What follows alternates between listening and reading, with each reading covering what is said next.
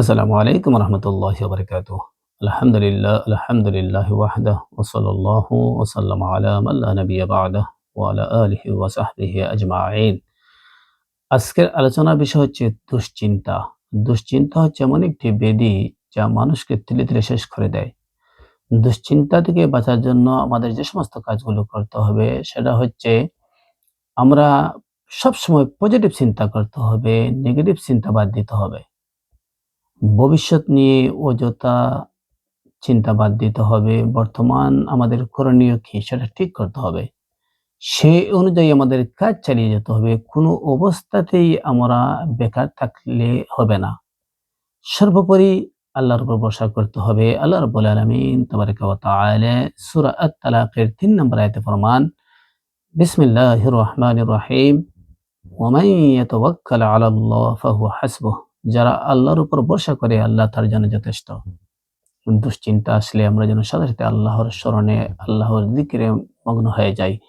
আল্লাহ রাব্বুল আলামিন তাবারাকা ওয়া তাআলা সূরা আর-রা'দ এর ২৮ নম্বর আয়াতে ফরমান, বিসমিল্লাহির রহমানির রহিম, আল্লাযীনা আমানু ওয়া তাতমাইন্নু কুলুবুহুম বিযিকরিল্লাহ, আলা বিযিকরিল্লাহি তাতমাইন্নুল কুলুব। মুমিন যারা তাদের অন্তর আল্লাহর যিকিরে, আল্লাহর স্মরণে প্রশান্তি লাভ করে।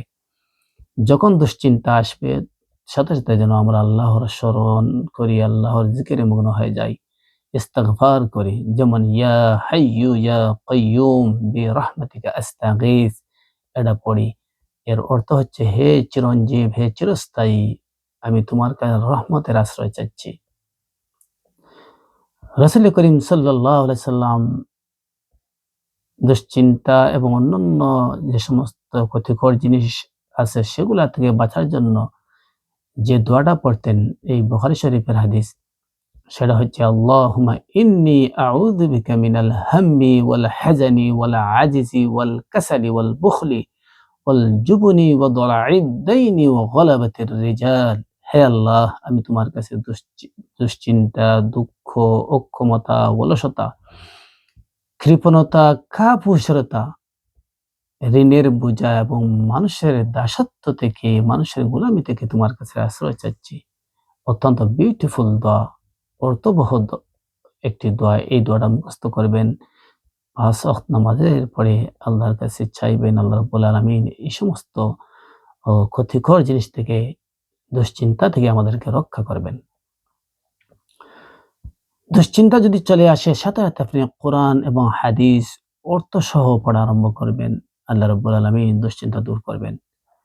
দুশ্চিন্তা থেকে বাঁচতে হলে আমাদেরকে ৫ ওয়াক্ত নামাজ পড়তে হবে, জামাতের সাথে পড়তে হবে।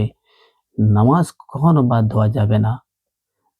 আমি যদি ৫ ওয়াক্ত জামাতের সাথে নামাজ পড়ি, দুশ্চিন্তা আমাদেরকে গ্রাস করতে পারবে না।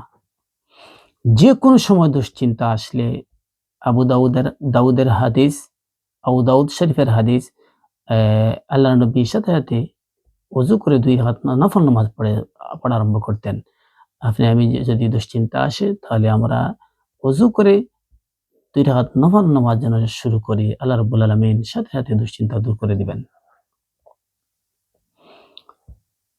যদি দুশ্চিন্তা চলে আসে আমরা যেন দুরূদে ইব্রাহিম পড়ি, আল্লাহুম্মা সাল্লি আলা মুহাম্মাদ, আল্লাহুম্মা বারিক আলা মুহাম্মাদ। এই দুরূদ পড়ি। দুরূদ পড়ার সাথে, সাথে আল্লাহ রাব্বুল আলামিন দুশ্চিন্তা দূর করে দিবেন। দুশ্চিন্তা আসলে আপনি আল্লাহর রাস্তায় সদকা করবেন। দেখবেন মনের মধ্যে প্রশান্তি চলে আসবে।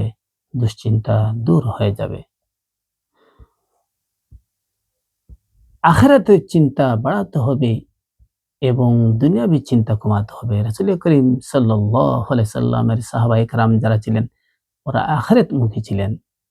ওরা আখিরাতের চিন্তা নিয়ে সবসময় ব্যস্ত থাকতেন। দুনিয়াবী চিন্তা থেকে ওরা খুব সতর্ক থাকতেন। এজন্য আপনাকে আমাকে আ আখিরাতের চিন্তা বেশি, বেশি করতে হবে। যেহেতু দুনিয়া ক্ষণস্থায়ী জীবন, এই টেম্পোরারি জীবন কিছু নাই। আখিরাতের জীবন হচ্ছে আসল জীবন। সেজন্য আখিরাতের চিন্তা আমাদেরকে বাড়াতে হবে। যদি বাড়াই, দেখবেন আমাদের দুশ্চিন্তা গ্রাস করতে পারবে না।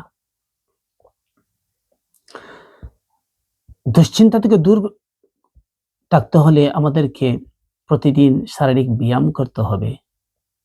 এই স্বাস্থ্যগত খাদ্যাভ্যাস গড়ে তুলতে হবে, পরিমিত ঘুমাতে হবে।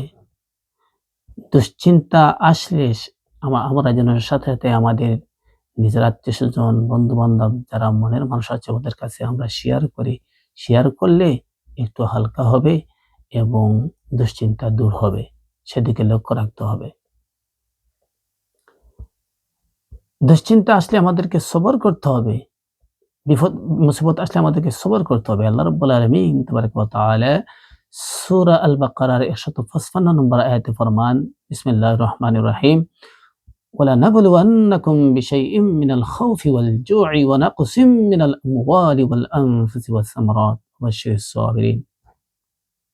আল্লাহ রাব্বুল আলামিন তোমাদেরকে পরীক্ষা করবেন। ক্ষুধার অনাহারের মধ্যে পালায়ে ভয়ভীতি দিয়ে নিজের জান, মাল এবং বিভিন্ন ফসলাদির উপর ব্যাঘাত ঘটাইবেন।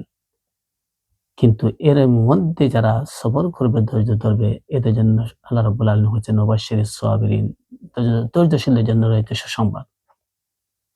সর্বোপরি আমি বলব, দুশ্চিন্তা যদি চলে আসে আমরা যেন এই চিন্তা নিয়ে আমরা দিনের পর দিন, রাতের পর রাত পড়ে না থাকি। ফর এক্সাম্পল, আমরা যে কোনো সময় আমরা ডাক্তারের অ্যাপয়েন্টমেন্ট নেই, টাইম টেবিলের মধ্যে এই অ্যাপয়েন্টমেন্ট আমরা শেষ করে আবার আমরা অন্য কাজ করি।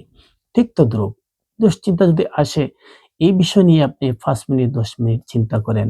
চিন্তা করে এটা সমাধানের পথ বের করেন। অযথা আপনি এই একটি জিনিস নিয়ে আপনি দিনের পর দিন, রাতের পর রাত, মাসের পর মাস চিন্তা করে আপনাকে নিজেকে নষ্ট করবেন না, নিজেকে ধ্বংস করবেন না।